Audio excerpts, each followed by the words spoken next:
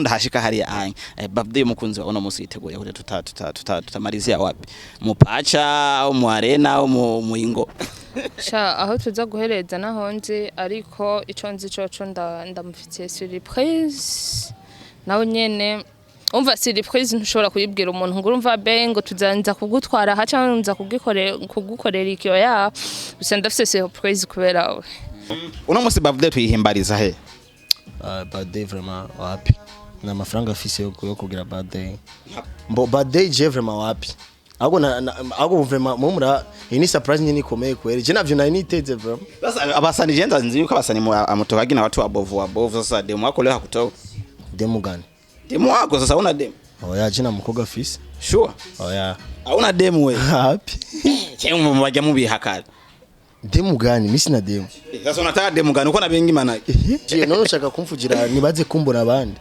oya none je namukoga afise mwanzanye amakamera murero mgingo surprise gusa sava funga macho weke mambo yake ya hasara mimi sio mpenzi wake huyu cherie samisha kwa cherie wa wende woko mpenzi wangu mpenzi tami nakupenda ivyo kuravuga ntavyo nako ndumva ngaho lakini rasta wavuze acha kwambye reka ndabisubire mu byo wavuze byose wavuze ngo udashaka yuko ibisazi zanje yangira ijambo nari mu anafa nini byote sibidifanya huyu ndo mwenye ameviacha ni ngoje nini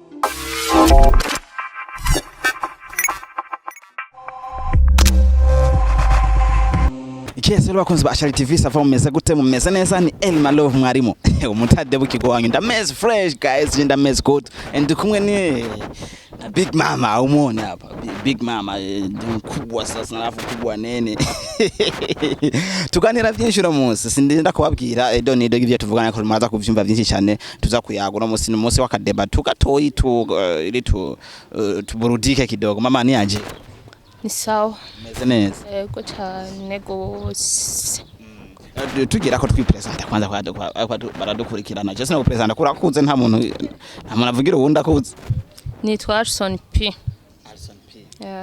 Arson P asanzwe akora iki faster tumarize Arson P numuririmbyi kazi hama mu buzima busanzwe naho n'umusage femme ujanye n'irondoka rijanye n'amagara meza irondoka rijanye n'amagara meza tumaze kumuvyonya hari company runaka waravyugururiye oya nkora ku bitaro bisanzwe nuvuga ni muganga doctor w'imitima yababaye ndi mu docteur ndumusaje femme ababizi babitahoye nanje ko atavyonze ntahuze rega hari wundi karanda bari hari anyaru ubwiye mu kirundi turi abajanye n'irondoka rijanye n'amagara meza ego uno musi rero navuze ati tuyage for the first time twicarane dutere story ariko ko hariho twinshi cyane tumwe ndakuzi ko twa inbox cyangwa twa private life ndavuga ati sasa rero tutabiyongera kidogo sivyo hajya mu kazi kiwawe iyo uri mu kazi kiwawe ubura umuntu amaze gute bisanzwe nakwa uko aje junda ndabize ho hageze ku artiste ho uko crazy girl ndakuzi ariko mu buzima busanzwe sasa rero mu buzima busanzwe Arson P n'umukobwa atuje cyane urabizi atuje cyane hama akundana kandi yumviriza abantu gusumba uko byibaza mu kazi ka usanzwe ukora ka music sivyo nk'umu artiste utuni ngene kurakora umuziki wawe ufise ihe target ni innovation nahe hantu maze kubona yuko wifuza gushika mu govya kunaniye ko hashika zananiye ko ndahashika ndiko ndahataginga mugabo rero byanze kabisa byanze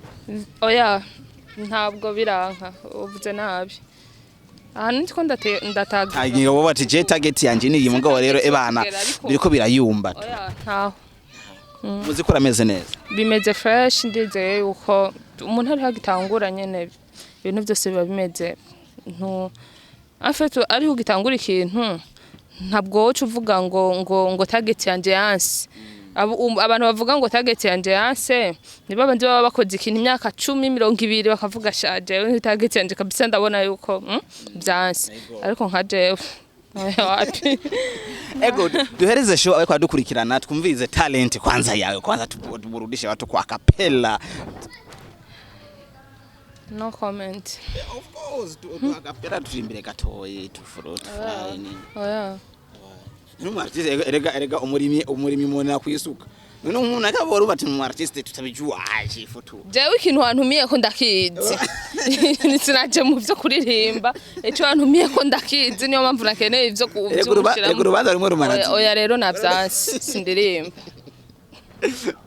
Giso kunzi ba Cherie TV arase ko turirimba ariko kandi rero umuntu muririmbyi kazi mwiza akora neza no asaba yuko asaba ingufu siri photo mbe support. Ya dufite indirimbo shasha twise jamais nayikoranye na Aho the beat iri kuri channel kuri YouTube yitwa Arson P Tribon.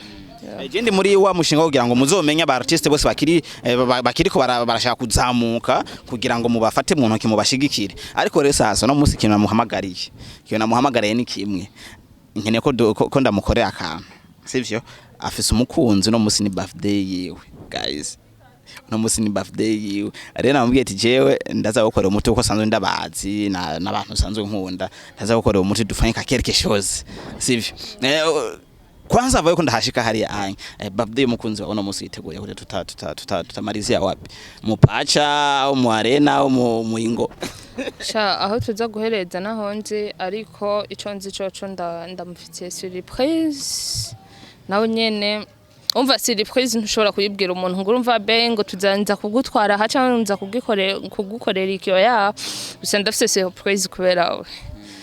Ariko kandi numva ngo no musi ngo ba artiste basiye bakunda mu artiste ku artiste ukiwa artiste ukunda n'utari artiste ubona umenga unanguka chini biba binagoye gukundana n'umuntu atumva inzozi ikintu urimo nyene ntacho biba bimaze. Anya Lopez kweli anatulia kweli kwenye mahusiano mbona wasanii tunajuana mwe anatulia kweli ndamwizera aratuje. Sasa runo musi kintu nkurazu yari akwaga asohotse nakusezera ahari rimwe na rimwe yarambwira ndamubajije ntayo ntamubajije naho ari habimbwira ntarinze kubimubaza nige biba atari ngombwa. Musi nabone wamubajije umusi sinamubajije gusa ico nzi co cari mu myiteguro yiwe musi w'amavuko urumva ivyarimo ndabizi mu bisanzwe. Sasa rero no musi re surprise imeze gute turajana kugira ngo dutange surprise nyene fresh biboneka leo nawaambia kwa mimi inabidi leo ni wa show abantu bari romantique guys urumva rero turajana mimi ntajitahidi the plus mana ironde ikwiriye ogaza kingire nkore ngomba tumuhamagare sivyo tumpigie simu nisikie kama yuko wapi alafu tumkute huko tumpigie simu tumpigie simu user Lopez yani leo nitakunywa tutakunywa tuwe tipsy yo numva ko ari uri kurabaha show ari washaka none ko wayinyimye none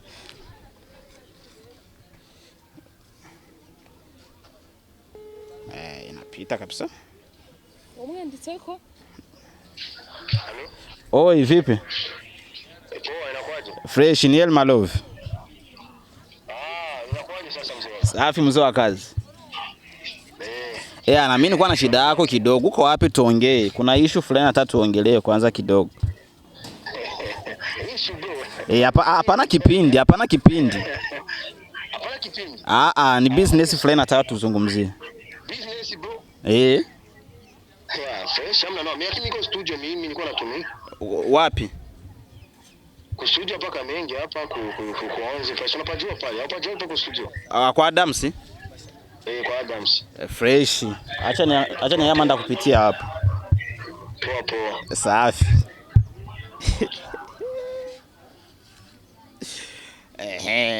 Unasikia sasa kama mambo yanaendeka. Sasa bakunzi ba Cherie TV hapa sasa. Yari yabimbwiye yuko ni yaheze imyiteguro yiwaza kugenda kuri studio hari kintu yashaka kugenda kumarirayo. Gira niyo mpamvu akubwiye ko ari yari ani muri kwa mushabi wongeye hari ikintu bari bavuganye n'ibya mukodeje bamukorera indirimbo yuko ategerezwa kurara ahejeje. Gusa ambwira ngo aza kujayo ari uko ahejeje ibijanye na anniversaire ahejeje kubitegura. Nane basingi birakabanga umemwandalia nini leo? Apa surprise sasa simira jua sina mifa nena je sini muri surprise no ifuko naye ndayijamwe rega zana umucango rero kila muntu yacanze sana ni umucango sima de plasma zangu leo sintawapeleka kwa kiza kwako hapo kesi bakunzi ba TV reka tuje kurondera kwanza sasa rero ana user tufanye surprise fulani hivi ambayo nataka kutokea bonge la issue mtafurahi guys cameraman tushaenda kwanza twende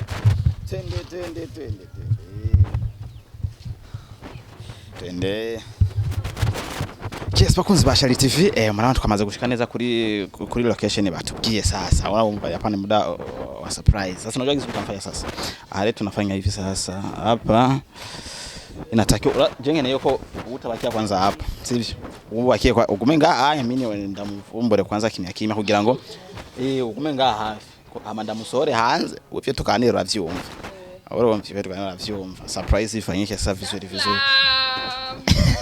Kisi kwanza cha TV goma nanje sasa cameraman twende hivyo yani hivi hakuna cha kushimamisha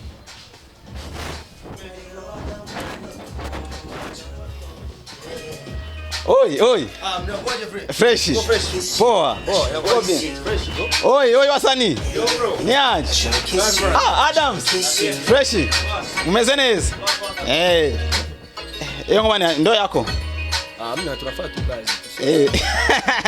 Sasa njoo asituongee kidogo.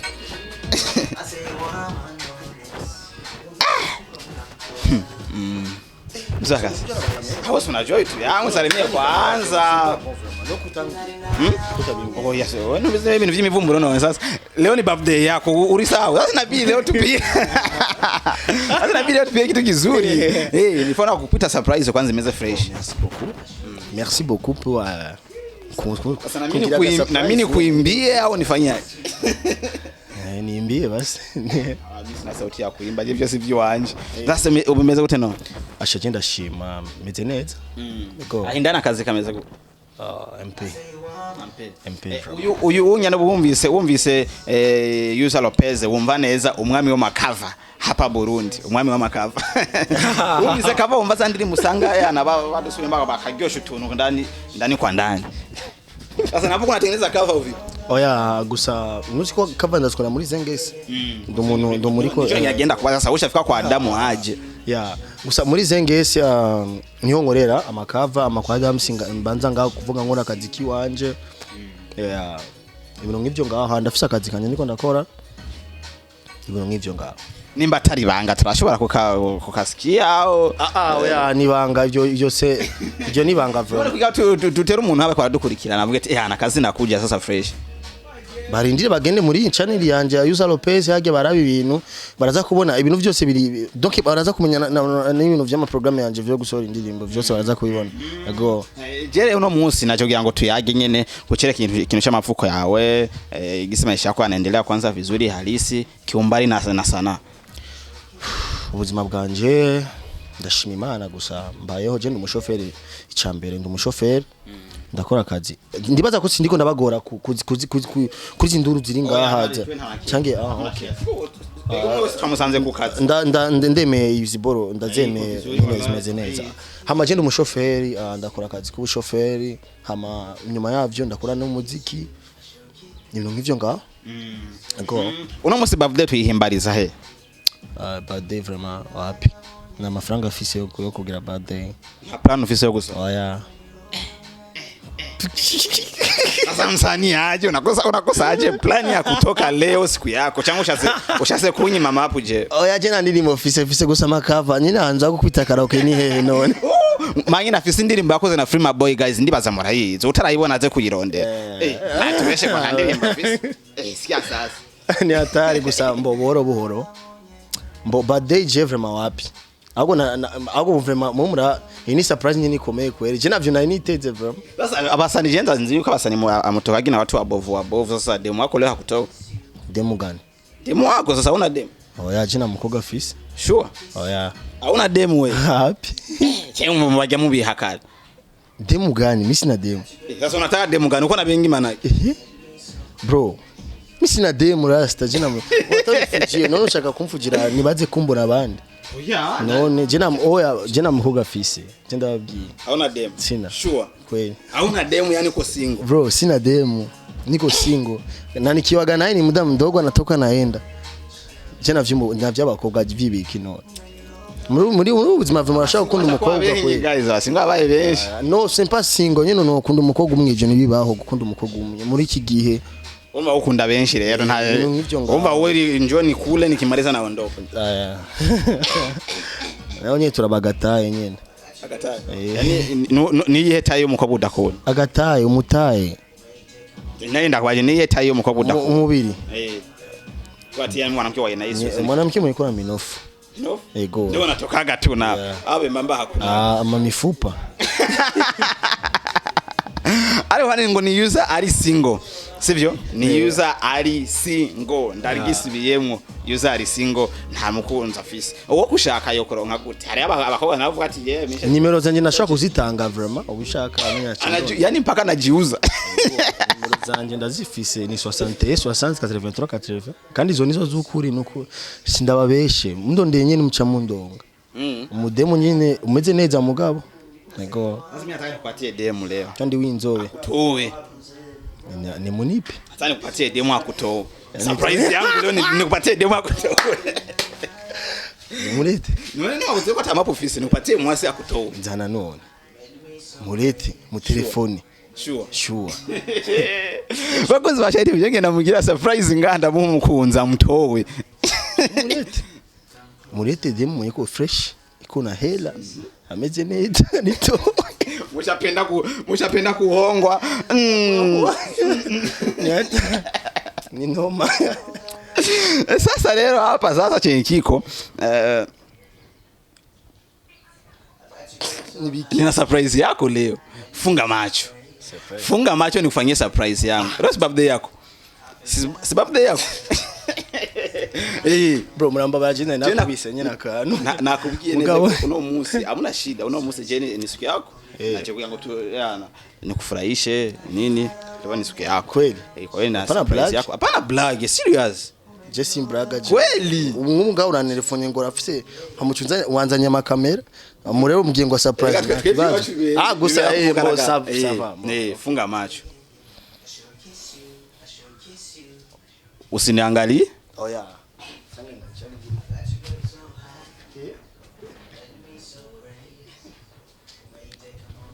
ufunge macho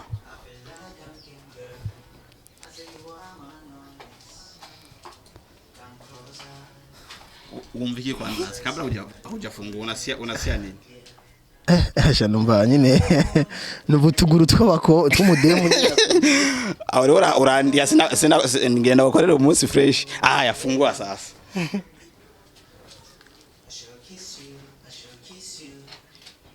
si wasi wewe kuna shidi wewe umzani mushiri wanje wewe sema una sheria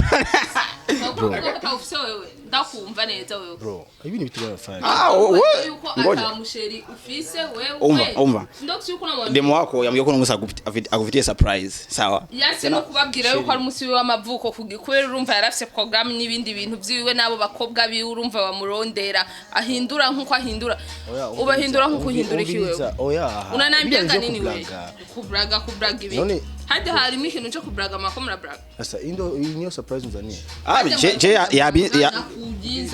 ngoja kwanza bro angaye unanifanyia ngoja kwanza sister umvirize haja anya ngoja nisikilize kwanza simia tulikuwa pamoja wewe acha sasa tufanye surprise ilituleta afu tujendeze surprise ipi wakati ameshakwambia kama ana mwanamke sameshakwambia kama ana mwanamke je ni cyunguru hivi yakubwiye ko atamukobwa afise umviriza bebe umviriza je ndagufise no ndagufise urafise aga ariko ndabraga nuko kimana nageuka aje nariko ndabraga kwe binageuka umviriza sasa ngoja kwanza ndavunja nini no nibindi byo bindi byo nanira kuri hako ariko uravuga ngo ushaka mbe abakobwa ngo bafise amahera urumva reje wandondeye kubera amahera oya shiri si kuvuga uko umentafuta kwa sababu ya hela bijya byose nivyo kubraga nubona ngunga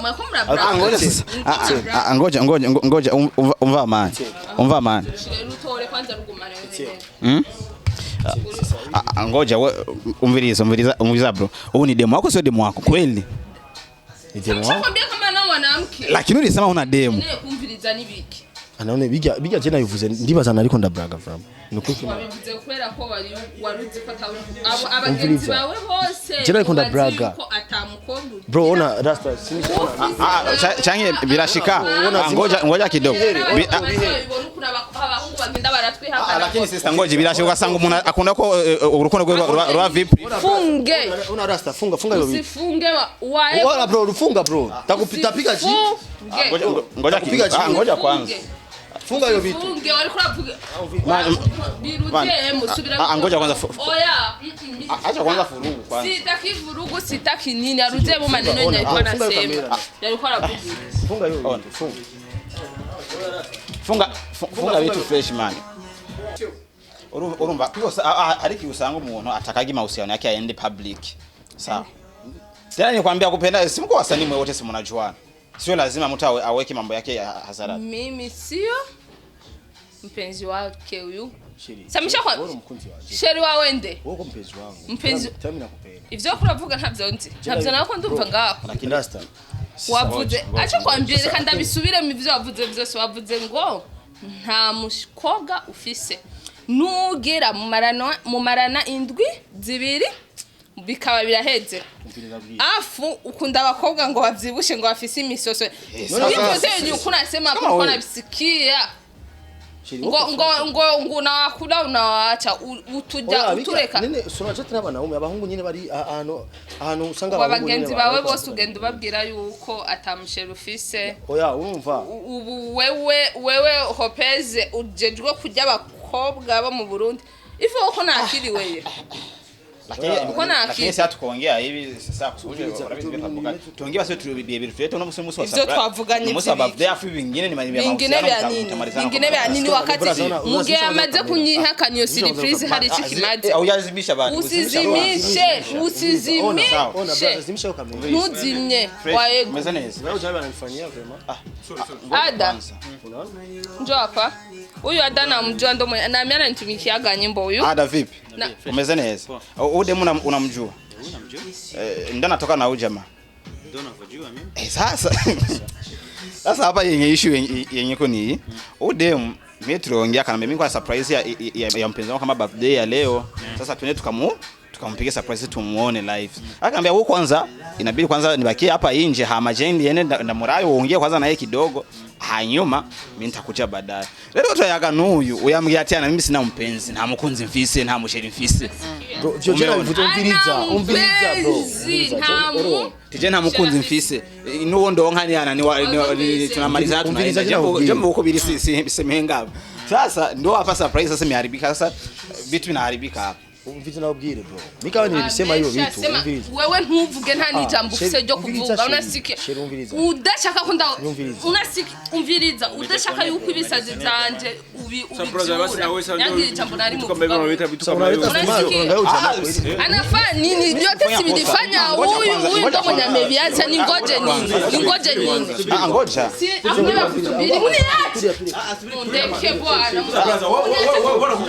ngoja kwanza abari muri studio subira muri studio zimisha kwanza abari muri studio subira muri studio sasa basi mimi niko na matatizo mimi sina kosa sasa usimsanii mimi nakuja ona bro mimi nataka ngoja kwanza wacha kwanza jesha kamgire ngomba ansiguri mwanya wanje wose yakini hayo vitu na wewe Arson nini hakuna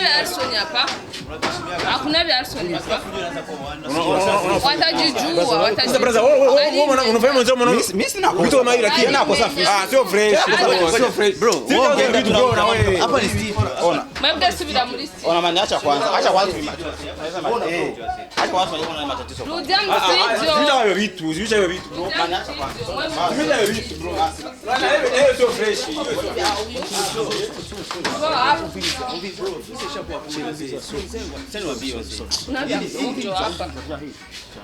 mani yuso ona basi mpeleke basi yusa ndani sasa mbebe mtware bro subiri kidogo tuheshimie kidogo wale mtware hapa ni Steve hapa ni wallahi mnisaidie basi mfikia praise mwache basi sikia ngoja kwanza jamani acha kwanza hivyo mimi nimeshaambia mniache mwana hai bro